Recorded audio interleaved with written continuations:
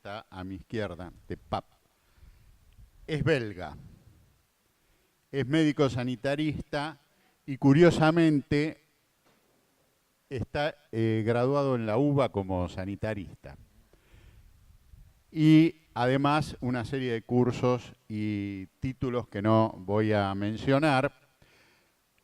Tiene una experiencia internacional, ha trabajado en Perú, Ecuador, con una organización no gubernamental que se llama Medicus Mundi, y es actualmente médico en el Instituto Médico Tropical de Bélgica, con sede en Amberes, y está en la Argentina, por suerte para nosotros, trabajando en un proyecto de investigación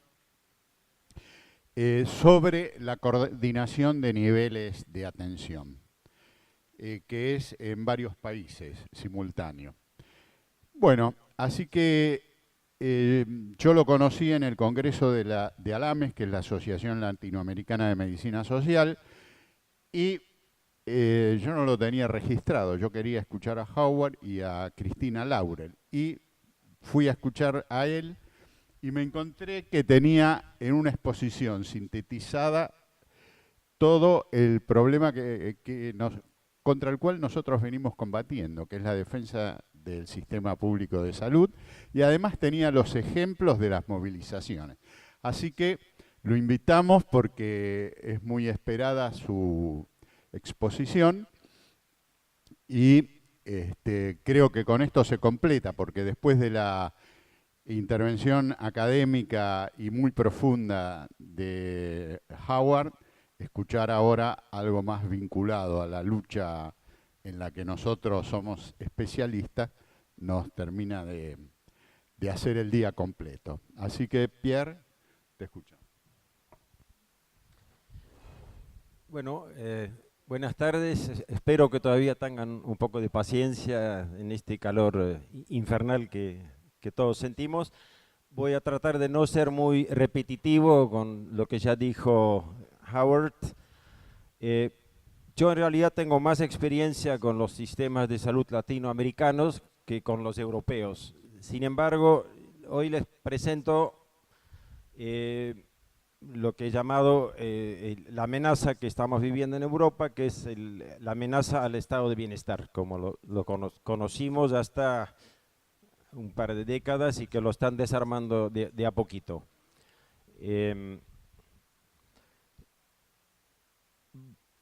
Fundamentalmente tengo un par de temas que quiero... Se escucha. La privatización, voy a hablar también de los tratados internacionales de comercio que juegan un papel muy importante en este proceso de desarmar el estado de bienestar europeo, y finalmente quiero hablar de los movimientos de resistencia en Europa, en los cuales hemos estado muy involucrados últimamente desde nuestro Instituto de Salud Tropical. Mencionar tal vez que tenemos en Bélgica un Instituto de Medicina Tropical. El origen de ese instituto es nuestra vergonzosa historia colonial, como cuando nos dedicamos a matar la población del Congo.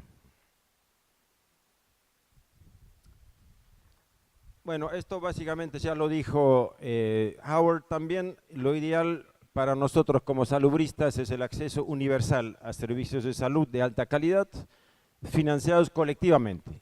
En Europa tenemos dos sistemas, el Bismarck, el sistema alemán, francés, belga, con cajas de las Krankenkasse, como dicen los alemanes, obras sociales, como dirían acá en Argentina, o el sistema Beveridge, que es el sistema inglés, o el sistema escandinavo, español, italiano, donde es un sistema único público financiado por los impuestos. Ese es el sistema Beveridge. Lo que se busca es una atención de acuerdo a la necesidad, no de acuerdo a la contribución de cada uno. La salud como derecho humano. No debe haber un paquete mínimo de servicios, todo lo opuesto a lo que propone el Banco Mundial. La misma atención para todas las clases sociales, eso es esencial. Si uno tiene un sistema de salud donde no se atiende la clase media, automáticamente va a tener un sistema pobre para los pobres. Eso es, para mí es absolutamente clave. Y no focalizado en ciertos grupos poblacionales. O sea, la misma atención para todos. No nos lleva a buenos resultados la focalización en ciertos grupos poblacionales. Después lo discutimos, ¿no? Porque yo acá estoy hablando como si fuera dueño de la verdad. Los países con esquemas de fondo único tienen gastos administrativos menores. Eso es un hecho científicamente probado, donde hay muchos aseguradoras, por ejemplo, los gastos administrativos automáticamente son más altos. Los seguros privados, ya lo tenemos claro, eso no apoyan el compartir riesgos, diseñan pólizas con el objetivo de atraer gente con bajo riesgo de salud para sacar buena ganancia. Y el último punto también es muy importante. Pocos gobiernos tienen suficiente capacidad para un control, una regulación eficaz de los seguros o servicios privados de salud. En todos los sistemas de salud que hemos analizado en América Latina, yo no he encontrado ningún gobierno capaz de regular los servicios privados de salud o los seguros privados de salud. El Banco Mundial te va a decir, lo mejor son los servicios privados regulados por el gobierno. Eso es teoría, eso en la práctica no se da. Si tuviera que pensar en un país que medianamente logró regular los servicios de seguros privados, sería Chile. Digo medianamente.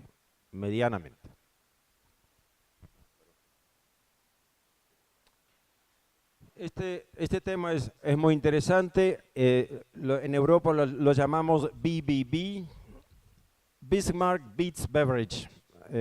Para los pacientes, en todas las encuestas de satisfacción de usuario, los pacientes prefieren el sistema bismarckiano, porque les da, por lo general, más libertad de elección de su proveedor, es un poco más amigable para el usuario. Es más caro, pero eso en realidad, como el paciente eso no lo siente,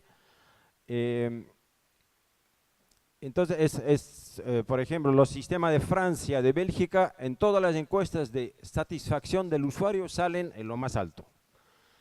Los sistemas como el inglés, que es más eficiente, es menos costoso, sin embargo los pacientes no están tan contentos. Así que ahí tenemos un conflicto entre lo que serían los usuarios y lo que pensamos nosotros como salubristas.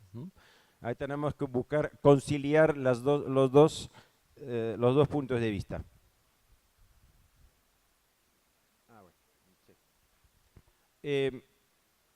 Bueno, podemos saltar en honor al tiempo. Regresaste, el otro, el de abajo, ese. Más. Otro más.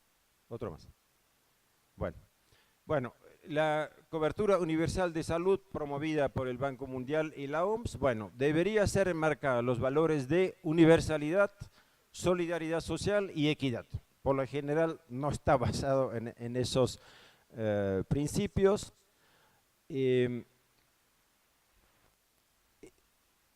Bueno, implica el derecho a la salud, no relacionado al empleo, tiene que ser nuevamente los mismos servicios para toda la población y no lo que no debe ser, y lo que sí lo es en general, la puerta abierta para los seguros privados. La misma palabra cobertura lo dice. Cobertura se refiere a seguros, como si fuera necesario tener un seguro para tener acceso a los servicios. En Inglaterra nadie tiene un seguro, pero todos tienen acceso. Entonces la misma palabra cobertura ya tiene una carga ideológica dirigida hacia los seguros y tratándose del Banco Mundial, obviamente hacia los seguros privados. Siguiente. No, el otro.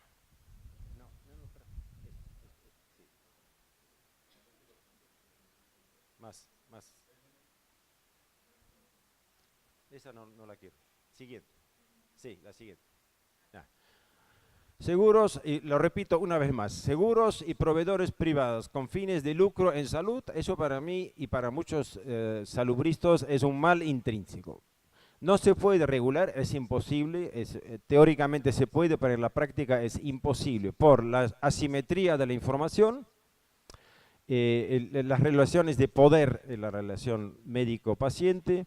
El proveedor con mucha facilidad puede inducir la demanda irracional porque él es el que tiene la información.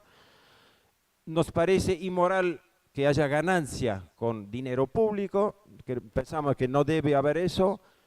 Es siempre sinónimo de altos gastos administrativos porque tiene que hacer publicidad, siempre hay un tema de juicios de abogados. Se forman automáticamente oligopolios de aseguradoras privadas. Eso ocurrió en Chile, por ejemplo, donde quedaron 4 aseguradoras grandes. De las 4, 3 son multinacionales. Lo mismo ha pasado en Holanda, donde en un principio hubo una serie de aseguradoras privadas, ahora quedan 4 que se ponen de acuerdo obviamente en el monto de las primas que la gente tiene que pagar. Y el papel del privado está socavando, eso es importante también, el hecho de compartir información, porque el privado no comparte información. La experiencia y la formación, ¿dónde se forma la gente, los profesionales? En el sector público, que después se van a trabajar al privado, pero el gasto de la formación lo hace el sector público. Siguiente. Bueno, eso me llegó ayer a mi correo. Yo tengo una suscripción, pero me llegan los emails de McKinsey, que es una consultoras internacionales. Yo pienso que hay que conocer también al adversario, así que leo sus comunicaciones también. Entonces, eso tercerizado ya, eso no me parece tan grave, pero bueno, la informática se ha entregado a empresas privadas, cosa que también está pasando acá en la Argentina, se están entregando todo eso a las empresas privadas. Los hospitales se llaman ahora establecimientos sanitarios, independientemente que sean públicas o privadas, y eso hace que hay 2 sistemas paralelos que ustedes creo que ya lo conocen, ¿no? En un mismo hospital hay una parte pública y una parte privada, en el mismo hospital, ¿no? La primera con largas listas de espera y la segunda con una atención casi inmediata, pero previo pago a los mismos especialistas, ¿no? Que se pasean entre el público y el privado. Los médicos del hospital privado utilizan los materiales del servicio público para sus consultas, son consultorios públicos que después lo utiliza el médico privado. Por ejemplo, el escáner se paga a medias entre el Estado y el sector privado y le da derecho a la empresa a usarlo. Y obviamente se va con la ganancia. Sí, siguiente. Sí. Bueno, Alemania es otro, leí un artículo donde dice que Alemania es el campeón mundial de la privatización de hospitales.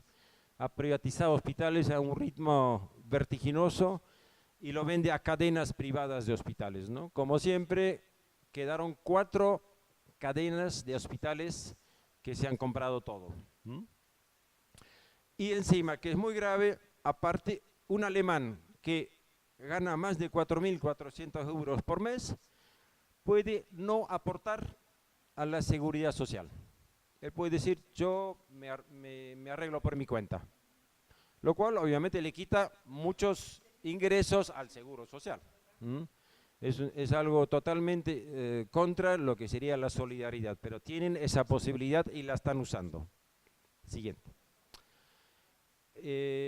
Bueno, entonces la mezcla está cambiando. Antes había mucho más hospitales públicos que privados, ahora está cambiando y hay cada vez más hospitales privados.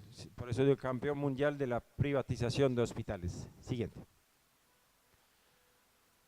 Bueno, Bueno, eso lo voy a decir después. Hay muchas iniciativas locales para combatir la privatización de los hospitales. Eso lo vamos a ver después en otras diapositivas. Bueno, y eso, lo último, hasta entre los médicos, que es un grupo conservador por lo general, hay escepticismo sobre ese proceso de privatización. Eso quiere decir que algo no anda bien, cuando hasta los médicos están, no están contentos con lo que está pasando, es que algo no va bien. Siguiente. Siguiente. Bueno, pasemos. Estas son las empresas. Va.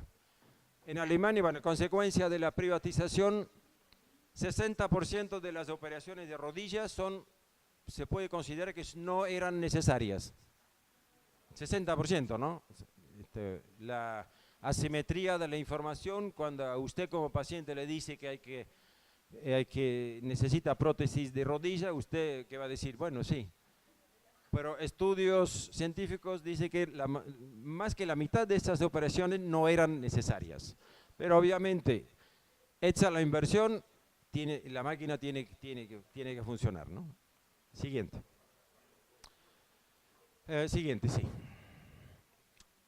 Bueno, eso en uno de los diarios más grandes de Canadá, donde los van preparando a los canadienses a la privatización, dice, a los canadienses les han mentido los ideólogos de izquierda ya por demasiado tiempo, ya es hora que se les diga la verdad.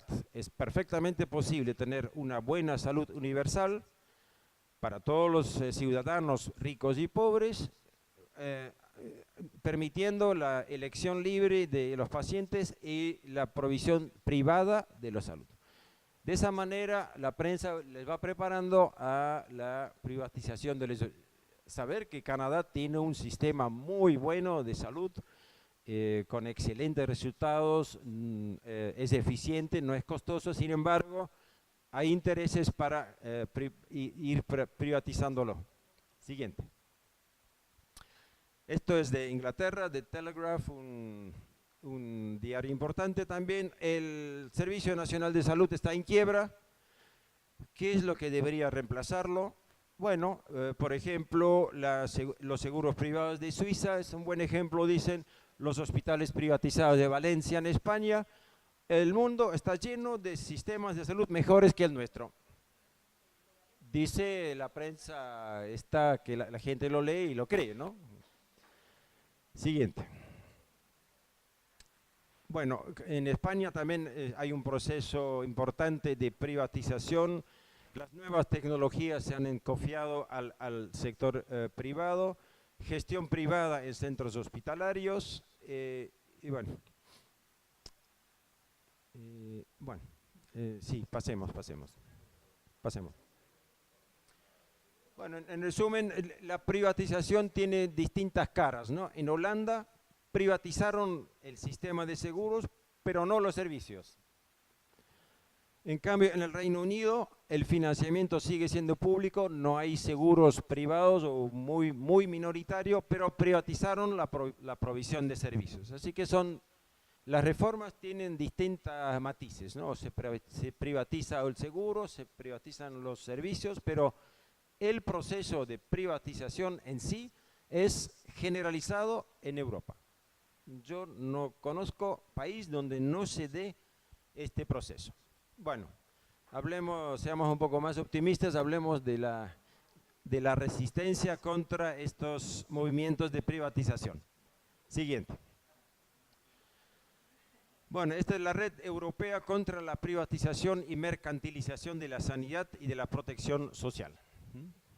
Es un movimiento europeo. Bueno, la amenaza ya la sabemos, la privatización y los tratados internacionales, que yo lo pondría como la segunda como una amenaza muy seria contra los servicios públicos. Si algún día se llegan a firmar, creo que sería muy grave. Siguiente. Bueno, los ataques del capital privado son sistemáticos en toda Europa. Lamentablemente, la resistencia no es sistemática. Lo que hemos visto ahora son más bien movimientos nacionales y aún mucho más locales. Se cierra un hospital público, se privatiza un hospital público, la población local se manifiesta en contra, pero lo que nos falta, y estamos un poco en eso con algunos colegas en el instituto, es que esto sea un movimiento europeo, porque el ataque es sistematizado, los que lo están atacando son unidos, y como siempre los que somos de izquierda nos gusta dividirnos. Siguiente. Siguiente, como corresponde, ¿cierto? Bueno, en Madrid se dio y se da todavía un movimiento que se llama la Marea Blanca, que son los trabajadores de salud que se han manifestado masivamente contra la privatización de los servicios. Miles de médicos y enfermeras en manifestaciones en la región de Madrid contra la reducción del gasto público. Básicamente se llamaba eso la Marea Blanca. Planificaban 5 huelgas por día, 5 huelgas de un día cada semana hasta obtener resultados, hasta anular la tercerización de la administración de 6 hospitales públicos. Lo que era lo que estaba planificando el gobierno de Madrid. Siguiente.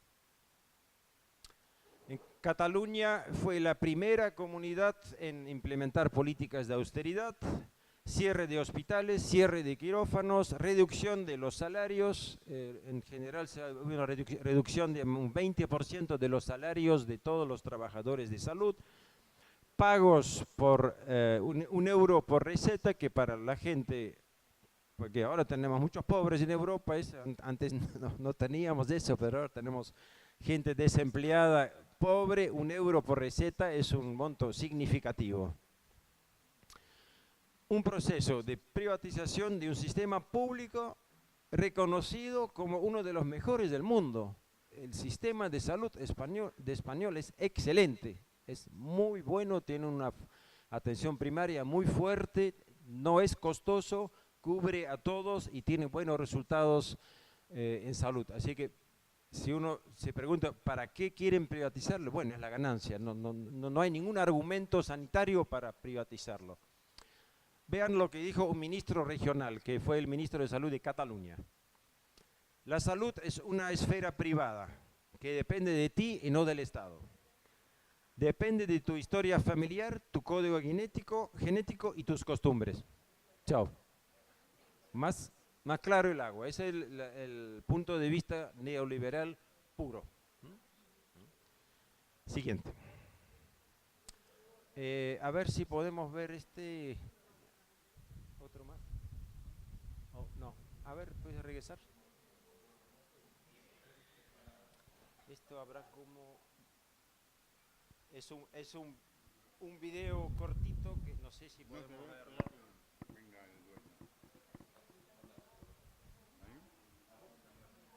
A ver si lo carga.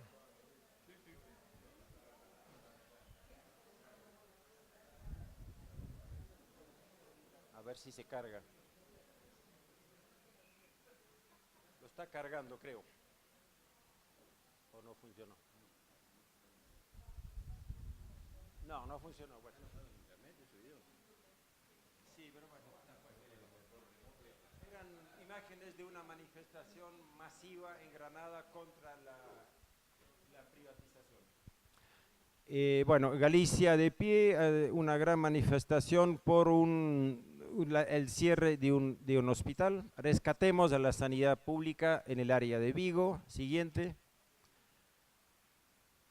Mira la manifestación que hubo en Vigo para protestar contra la privatización de hospitales. Realmente manifestaciones masivas, la gente defiende su sistema público de salud, algo que solo podemos soñar acá, ¿no?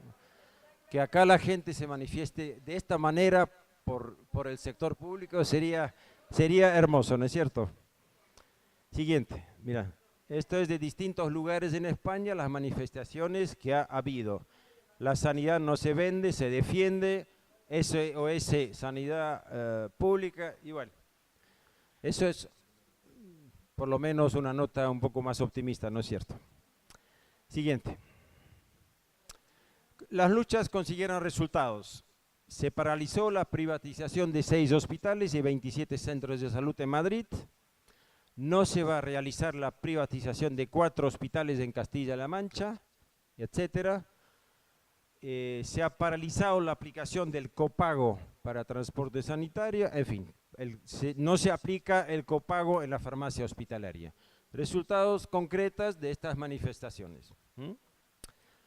Bueno, por supuesto todavía hay muchos motivos de lucha. La anterior, sí. Bueno, acá la reforma en Inglaterra, ya lo dije, es profunda, no queda más que un esqueleto público, pero muchas cosas se han privatizado. Por ejemplo, fíjense lo último, las decisiones para la asignación de la mayoría de los recursos serán tomadas ya no por agencias del Servicio Nacional de Salud, sino por Commissioning Support Service, así lo llaman, es una linda abreviación, privadas. O sea, el sector privado va a decidir sobre cómo se utiliza el presupuesto del Servicio Nacional de Salud Público. Siguiente. Bueno, ese es un sitio que pueden visitar en internet, Save Our NHS, que tiene muchísima gente que adhiere a esto. Bueno, están matando el Servicio Nacional de Salud a falta de presupuesto, ese es otro truco que se aplica, se reducen los presupuestos de los servicios públicos para poder decir que no son buenos. Lo mismo que pasó en Brasil, por ejemplo, dice que el SUS no ofrece servicios de calidad, pero fue siempre subfinanciado, para poder decir después, bueno, mejor privatizarlo porque no ofrece buenos servicios. Siguiente. Bueno, siguiente. Bueno, 7 días para salvar nuestro Servicio Nacional de Salud, una protesta nacional de trabajadores de salud contra la reducción del presupuesto del National Health Service. Ahí también médicos, enfermeras, todos los trabajadores de salud se movilizaron para defender su servicio público de salud. Siguiente. En Alemania también hubo resistencia contra la privatización de los hospitales públicos. Me gustó eso, la alianza de los adictos a la privatización. Eso viene del Congreso de los Trabajadores de Salud de 2011. Todas las encuestas en Alemania muestran una mayoría estable a favor de una estructura pública de los servicios de salud. Si uno pregunta a la población, ¿usted qué prefiere? En todas las encuestas dice, estamos contentos con nuestros servicios públicos, no queremos servicios privados. Sin embargo, la privatización sigue su curso. Bueno, ha habido ejemplos de acciones exitosas contra la venta de hospitales a inversores privados, principalmente a través de referéndums que organiza la población local. Bueno, se pudieron parar, por ejemplo, a través del voto popular, la privatización de 3 hospitales regionales en la ciudad de Alemania Oriental de antes de Dresden. Donde se haya realizado el voto popular local, siempre ganó el voto a favor de un hospital público.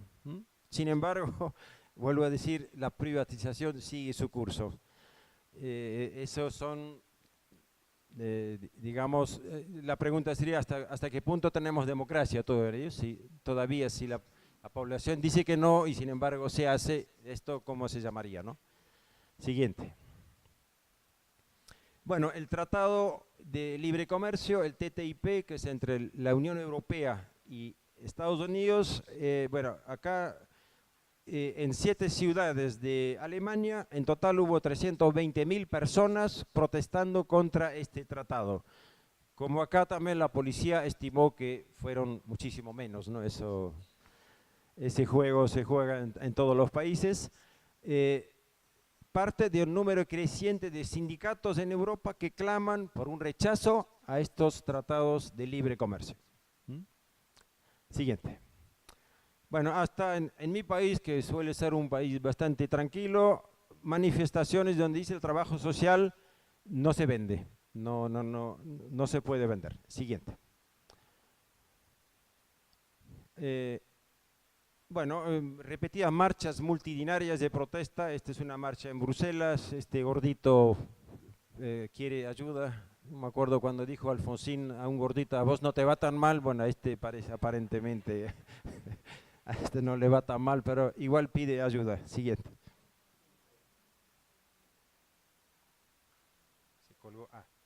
Bueno, eso no sé si lo habrán leído ustedes. El tratado de libre comercio con Canadá llegó a ser firmado por todos los países de la Unión Europea, menos por Bélgica, porque la región del sur de Bélgica, que se llama Valonia, se negaba a firmarlo, lo cual bloqueaba todo el proceso. Tenemos en el sur de Bélgica un gobierno socialista, los tipos habían leído el tratado y dijeron, no, eso no queremos, no lo vamos a firmar. ¿Qué pasó? Inmediatamente una presión bárbara de todos los demás países, la Comisión Europea amenazando con quitarle los subsidios a la región sur de Bélgica. En fin, fue todo una pelea interesante. Siguiente. Y bueno, una carta abierta de los académicos de Canadá recomendando al gobierno de Valonia, del sur de Bélgica, de no firmar este tratado, de mantenerse en su posición de no firmarlo. Bueno, este acuerdo impondrá restricciones en muchas otras áreas de políticas públicas, no solo en salud. Así que estos académicos canadienses recomiendan no firmarlo. Siguiente. Bueno, estos tratados son buenos para las multinacionales y malos para los trabajadores. Esto ya lo sabemos. Eso me gustó también. Bueno, la proporción del valor de la plusvalía producido por los trabajadores va disminuyendo desde los años 70, eso ya lo sabemos. Esto me gustó el término, es entre nosotros y el siguiente anillo del infierno neoliberal, es una referencia a Dante. Solo se encuentran los socialistas balones, se decía por una vez. Siguiente. Y dice, esperemos que aguanten la presión. Este es el presidente del gobierno de Valonia que aguantó una semana. Que ya es una hazaña en el contexto europeo. Aguantar la presión una semana ya es una hazaña. La Comisión Europea recomendó a este señor que se llama Magnet, no se confundan con el de Clarín, se llama Magnet, sugirió que Bélgica no respetase su constitución. Porque la Constitución belga dice, si una de las regiones no firma, el Estado tampoco puede firmar. Entonces la Comisión dijo, bueno, por esta vez no respeten la Constitución. A esos extremos se llegan, se ve que hay intereses muy fuertes, ¿no? Siguiente. Bueno, no sé si alguna vez han leído los escritos de Asterix y Obelix, donde hay un pueblito en Galia que resiste. Bueno, en este caso fue esta zona de Bélgica. Siguiente. Bueno, esto se publicó en internet también. Valonia, we are many, no están solos. Estos son todos los lugares en Europa donde hubo manifestaciones o protestas de gente contra este tratado internacional. Realmente no estaban solos, ¿no? Hubo manifestaciones en toda Europa contra este tratado. Por eso también está frenado. Se dieron cuenta los políticos que en este momento no iba a pasar este tratado, pero gracias a las manifestaciones. Cierto. Siguiente. Bueno, esta es la negociadora canadiense que llegó a frustrarse un poco, se enojó bastante. Siguiente. Bueno, The Guardian, que es un diario ligeramente de izquierda de Inglaterra, dice, los movimientos de base están desafiando el poder de las multinacionales en el tema del TTIP y el CETA.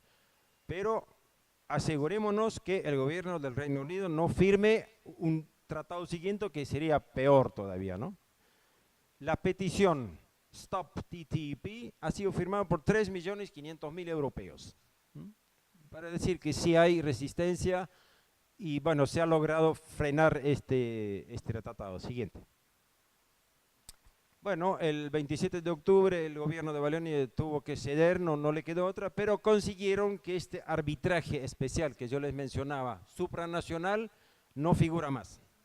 O sea, las multinacionales se van a tener que ver con la justicia de cada país. Una conquista importante, importante. Y bueno, según Wikileaks, ya lo dije, los servicios públicos en un nuevo tratado que ya están escribiendo, que es el TISA, que es peor que el TTIP, los servicios públicos se abren a la privatización. Y peor, en ese tratado está escrito, una vez que un servicio público se privatiza, esto es irreversible. No, el servicio privatizado no se puede volver a ser público como pasó acá con las pensiones, ¿no? Con las, ¿cómo se llamaba esa? Las jubilaciones. Eso estaría prohibido en ese tratado para asegurarse que la ganancia sea para siempre, ¿no?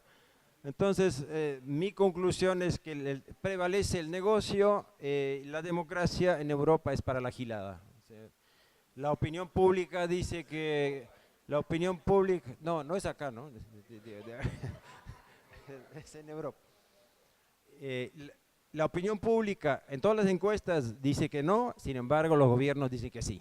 Así que esto no sé cómo se llamaría. Siguiente. ¿Ya está? Ah, bueno. Bueno, ¿qué hacer? Esto lo que recomiendo, ahí le ven abajo, la Federación de Asociaciones de Defensa de la Salud Pública de España, que es una agrupación muy fuerte que organiza todas esas manifestaciones. Bueno, alianzas y un compromiso por la sanidad pública, seguimiento y evaluación de las privatizaciones. Hay que dar evidencia científica que estas privatizaciones no sirven, no mejoran la salud. Esa es una tarea muy importante. Nosotros como académicos, digamos, del Instituto de Amberes, tenemos la experiencia que es muy difícil publicar artículos en este sentido. Si tú mandas a The Lancet un artículo apoyando la privatización, te lo van a publicar enseguida. Ahora, si tú presentas evidencia en contra, el que te revisa los artículos te va a poner mil peros y es muy difícil publicarlo. Tenemos revistas que sí lo publican, pero no son los más leídos. Ese es el problema. Bueno, desvelar las repercusiones sobre los profesionales también de la política privatizadora, porque trabajar en un ambiente privatizado no es lo mismo que trabajar en un ambiente público. Al médico que trabaja en una clínica privada le van a decir, bueno, tenés que utilizar tal tecnología, porque bueno, ya la compramos, tenemos que utilizarla ahora, así que eso va en contra, digamos, del juramento hipocrático. Movilizaciones, eso es esencial, y eso por suerte ha habido también en Europa, alianzas, plataformas en internet y lo que sea. Bueno, internacionalmente hay una serie de organizaciones que tratan de frenar la privatización. Acá en América Latina yo menciono a ISACS, que es el organismo de salud de UNASUR, que mucho me temo que UNASUR está más muerto que vivo. Alames, bueno, una red IDESAL, etcétera. Siguiente, creo que ya es la última, ¿no? Bueno, es el Yes for People, No to Corporations. Esta es un poco la esencia de mi presentación. Hay que parar estos tratados, hay que parar la privatización. La siguiente. Bueno, gracias por su atención y en francés la lutte continue.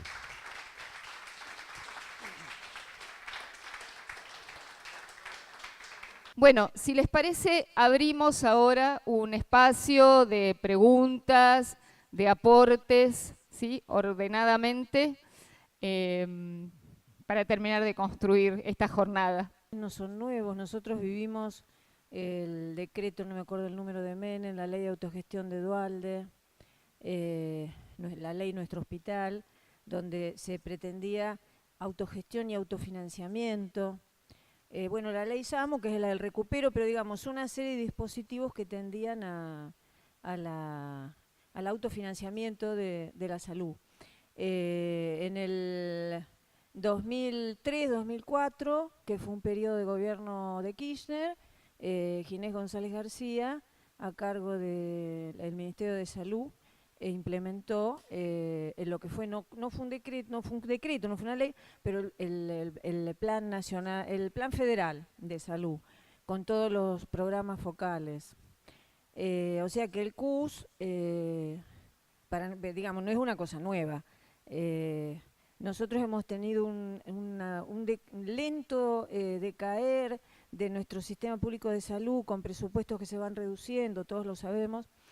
Y creo que tenemos un desafío y que nos vamos a tener que dar ese desafío dentro de nuestras centrales, nuestros sindicatos, que tiene que ver con la cuestión de que la salud en la República Argentina, por un lado, nace primer ministerio, Secretaría de Salud Pública, ministerio, que fue Ramón Carrillo, donde se establece un sistema de comando único con regionalizaciones y simultáneamente desde la Secretaría de Trabajo, Previsión Social, se generan las direcciones nacionales de obras sociales, o sea, no nacen con ese nombre, pero bueno, por necesidades, digamos, políticas o la interpretación que se quiera hacer. Entonces, para nuestros trabajadores, el derecho a la salud está ligado al trabajo, están ligados indefectiblemente. O sea, se siente no como un derecho de ciudadanía, sino como un derecho de trabajo. Y esa creo que es una pelea más que nosotros vamos a tener que darnos dentro de la República Argentina. Es muy interesante lo que decís. Es un fenómeno que estamos observando en muchos países de América Latina, que los trabajadores formales se oponen a que se establezca un sistema único de salud. No, eso, por ejemplo, es muy claro en Brasil. En Brasil, hoy en día, el 25% de la población tiene un plan privado de salud.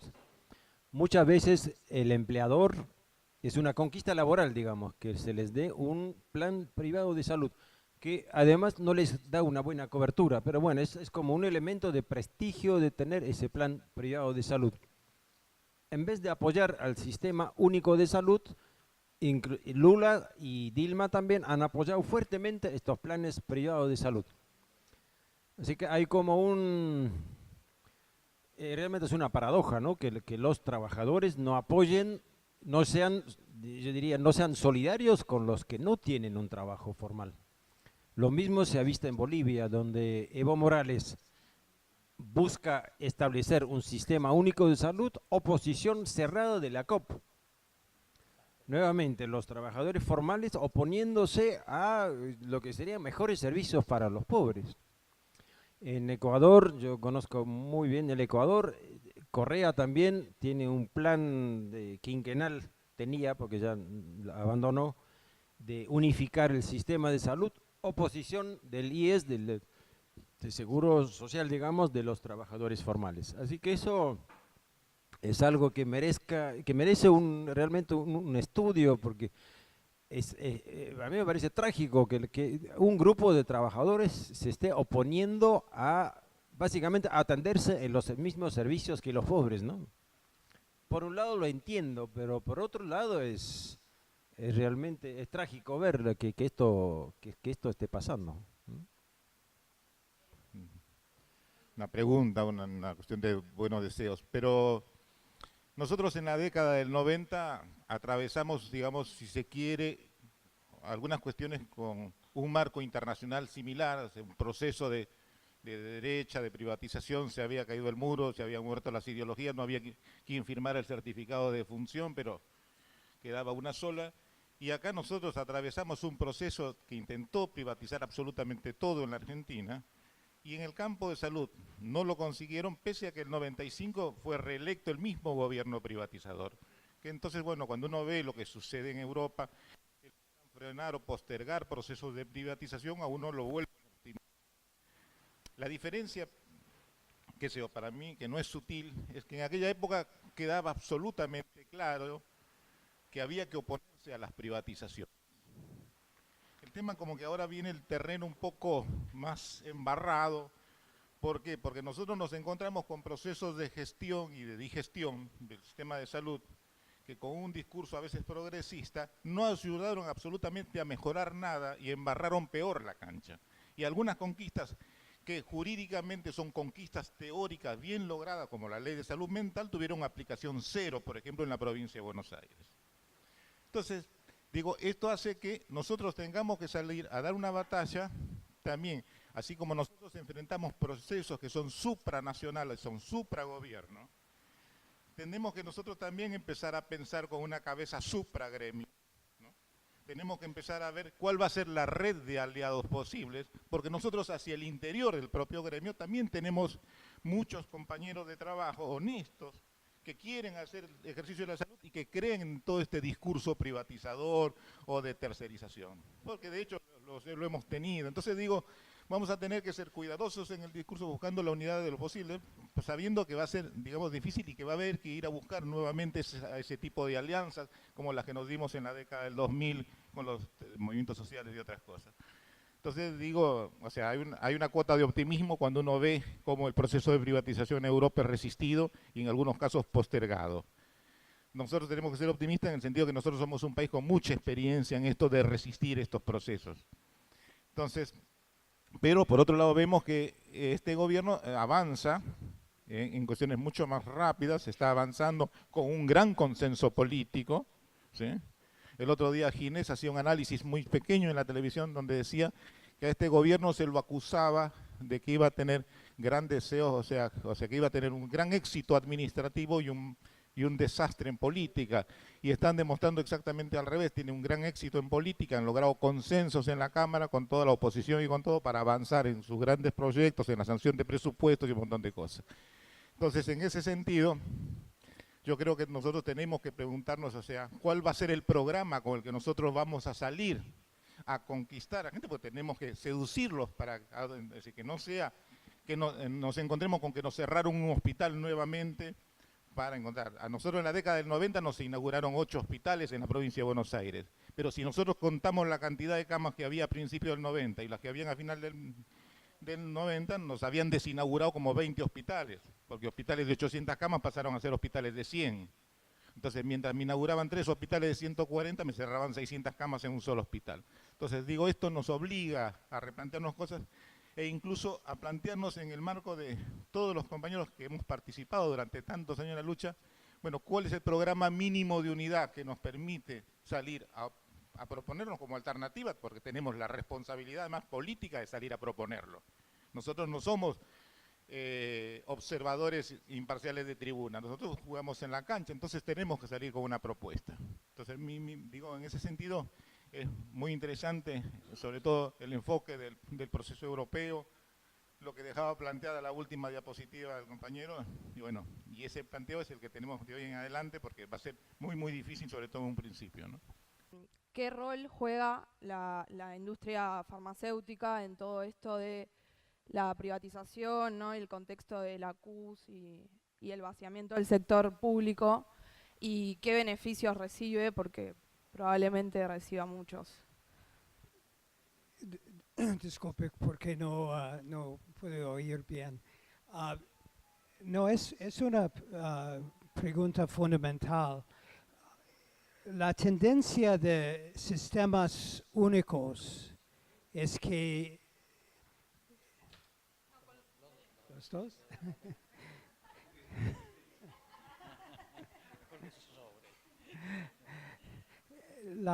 La tendencia entre sistemas únicos de salud es que limitar la libertad de las empresas farmacéuticas, porque básicamente trata de organizar un formulario nacional de medicamentos genéricos con bajo precio y sin el enfoque en medicamentos de marca, con patentes. Y por eso, por ejemplo, en Canadá, a pesar de no tener cobertura por todos los medicamentos en Canadá, los gobiernos de las provincias de Canadá pueden controlar los precios de medicamentos a través de compras por el sector público. Entonces, por eso hay mucho más interés en las empresas farmacéuticas en desarrollar el modelo de la CUS, en que hay mucho menos control por los gobiernos nacionales y provinciales en la compra de medicinas por programas públicos. No sé si es una respuesta adecuada, pero básicamente los intereses, yo usualmente trato de conceptualizar este tipo de cuestión en el sentido de cómo funciona el sistema capitalista. Y básicamente el sector farmacéutico y el sector asegurador ahora están generando la mayoría de su acumulación de capital a través de inversión en el mercado financiero, en vez de acumular capital por las ventas de sus propios productos. Entonces, cualquier plan que permite la entrega de fondos públicos a través de empresas privadas va a mejorar la condición de las empresas farmacéuticas y las empresas aseguradoras. ¿Está bien?